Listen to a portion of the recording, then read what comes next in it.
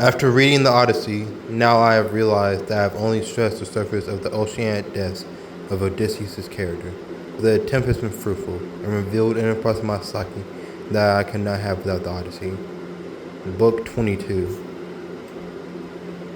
The most vivid exploration of Odysseus' character in what I would call the bloodiest book in the poem is his overwhelming fury. He is utterly ruthless in his massacre of the suitors, and not just them, but when he calls for the execution of 12 Swaco, it becomes a very harrowing scene, showing the wrath of Odysseus. And many times in ancient Greece, many in the times of ancient Greece would have considered Odysseus to objectively be a threat, showing how alien their culture was from ours. There ain't no Geneva Convention being adhered to in the slightest during the course of this battle, but I feel the scene gives a glimpse into how a lot of ancient warfare was handled. But out of all these examples, Odysseus' mental state, his remarks to the priest, Leonidas, showed the full depth of his anger. The calculating hero scowled at him. If, as you claim, you sacrificed for them, then you must have often prayed here in my hall that I would not regain the joys of home, that my wife would marry you instead, and bear you children. You will not escape. Suffer and die. Leontides is literally on his knees, begging, and it doesn't make a lick of difference to Odysseus. He beheads Leontes with prejudice. Seeing Odysseus like this is shocking. We up to this point have heard stories and read thoughts about the more ruthless sides of Odysseus, but seeing him kill a priest shows to the audience that nothing is going to stop Odysseus, and this frightens us, because whether we want to admit it or not, we have all had fits of rage where we felt like we could just destroy everything.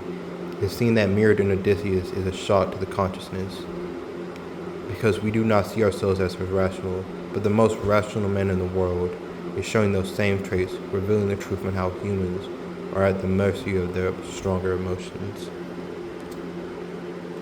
Book 23. The central story of the penultimate book of the Odyssey is the long-awaited reunion between Penelope and Odysseus.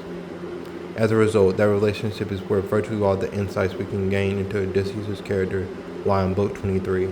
The scene where Penelope turns the tail on Odysseus is a favorite scene of mine, because it just shows how similar they are and why they truly are the perfect match.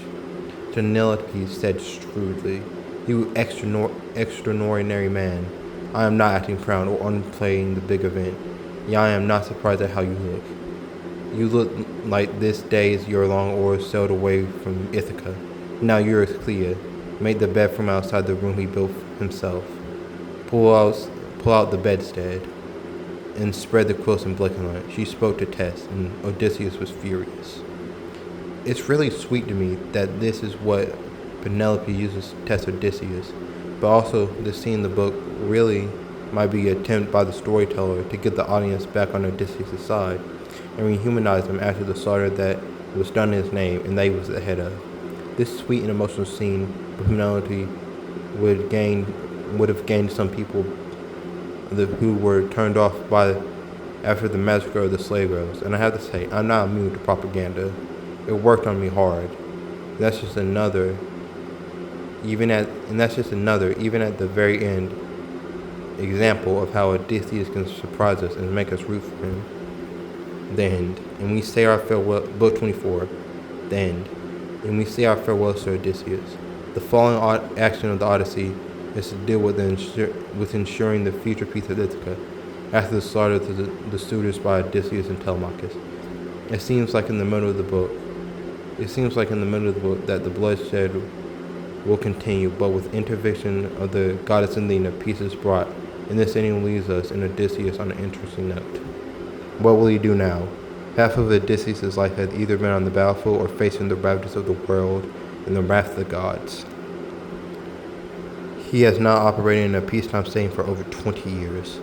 Athena last says this in the final two passages of the Odyssey. "Odysseus, you are adaptable. You will always find solutions. Stop this war or Zeus will be enraged at you." He was glad to obey. Then Athena, warning signs to make swear solemn oaths of peace for future time.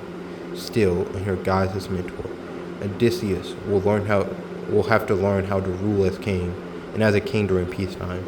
This is not going to be an easy process in the slightest.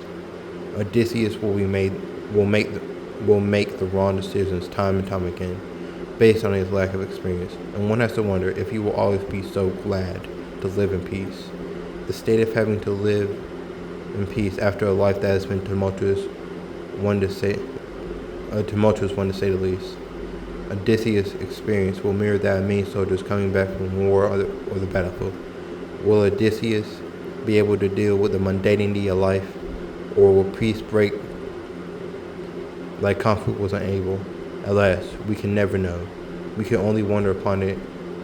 Being an optimist, I would like to believe that Odysseus would go on to rule for many years during a long peace and die surrounded by his family. But that is a tale for another time. My conclusion upon my finishing of the Odyssey.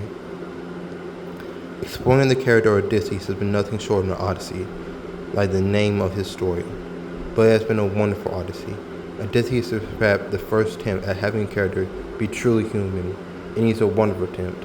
I believe that he's the foundation upon which Shakespeare built his characters that have gone on to be called the first humans in literature. Why Odysseus has been our species' constant companion since its inception in the minds of those ancient Greeks who have long been shades. This character, Odysseus, is one who is now part of me. I did not think that this would happen, but when I first started this novel, but he has, and I'm all the better for it. I feel this for a man who was not even heard of until the fifth book. The first four books threw me for a loop, but they are vital because they prepare us for the enormity of Odysseus' presence. And after the fifth book, we are treated to seeing the full kaleidoscope of human emotion through the lens of Odysseus. Odyssey Journal number 7.